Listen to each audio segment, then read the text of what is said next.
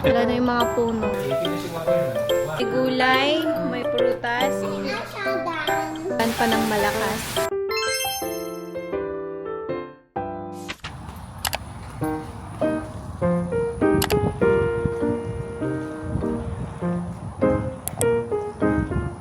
Ang tubig, tumaas.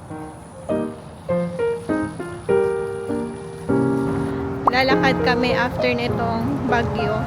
Ayan. Okay naman ang sasakyan. Ayan.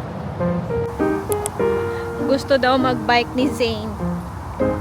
Tapos si Daddy, gusto niya naman maglakad-lakad. Ayan. Lakad-lakad na lang muna kami.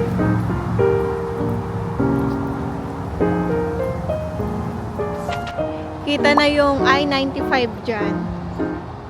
Wala na yung mga punong nakatakip. Zane, oh, nag-e-enjoy mag-bike.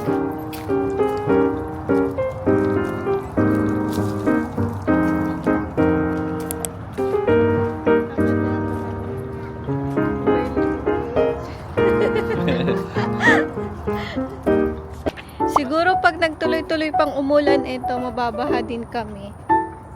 Yung mga yan. Tumaas din to.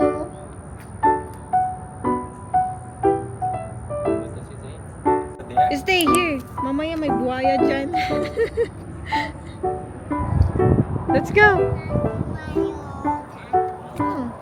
Yan. Doon kami sa kabila. Doon.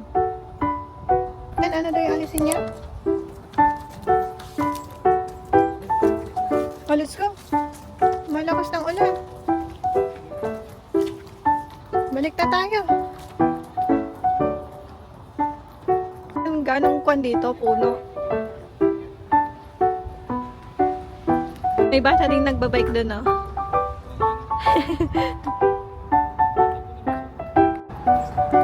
Wala.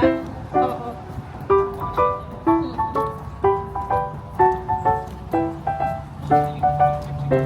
Siguro. Naglagay sila ng sandbag dito. Alam siguro nila na ako, no, nababaha din dito. Pag talagang tuloy-tuloy yung ulan. Diyan.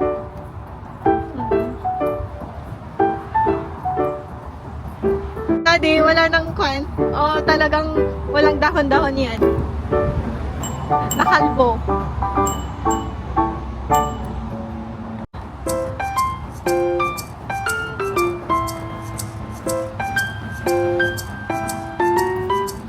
We're here na. Let's go inside. So, pang umikot ni Zane. Buti na lang nakauwi kami bago ayan, umulan pa ng malakas.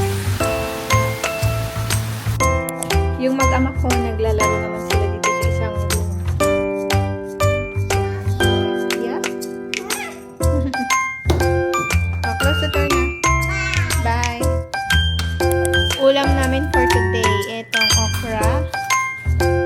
Tapos, ayan, red egg. Kinukulit ni Zane si Daddy niya. Ito, may gulay, may prutas, grapes, apple, at red egg.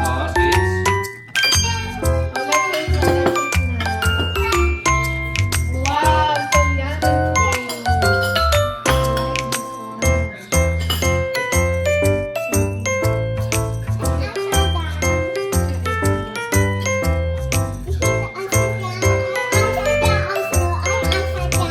Uulamin namin ito, tilapia na pinili namin sa Costco. Priprito ko lang.